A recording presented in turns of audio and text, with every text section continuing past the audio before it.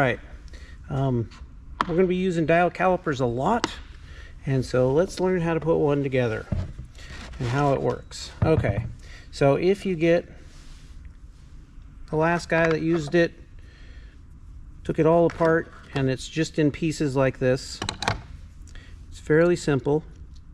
The bolt goes through this way, and it goes right into the slot like that, because we capture the piece in there, so this tightens up on it.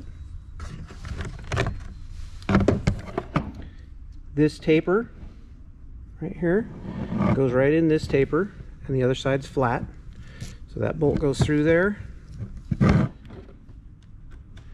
and we put the nut on.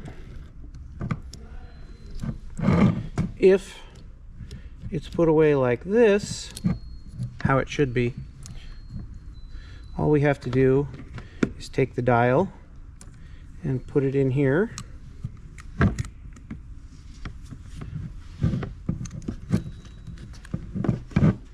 and snug it up. Okay, then this piece screws right into the vice grips, and it can go in on either side or on the top, depending on what works best for your angle. Okay, and that just needs to be a little bit snug. And then it's together, and then we'll take it, move the camera here.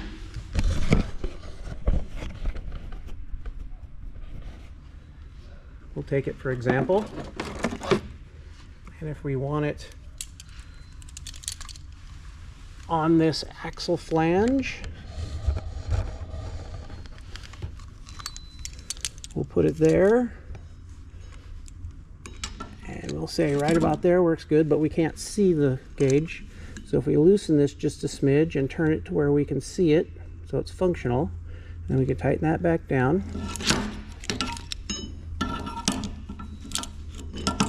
And then we can either hook it here, or we can hook it here.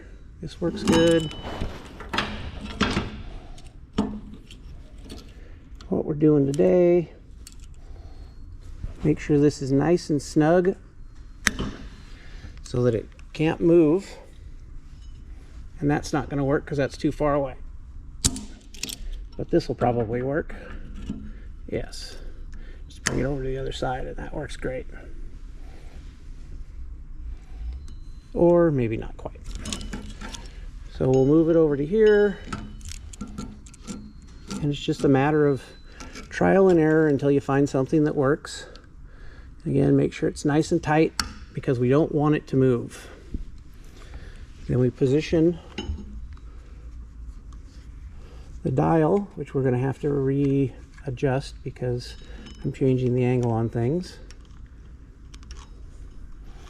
Now we want the dial to go in a couple of turns here, and then we tighten the red lever.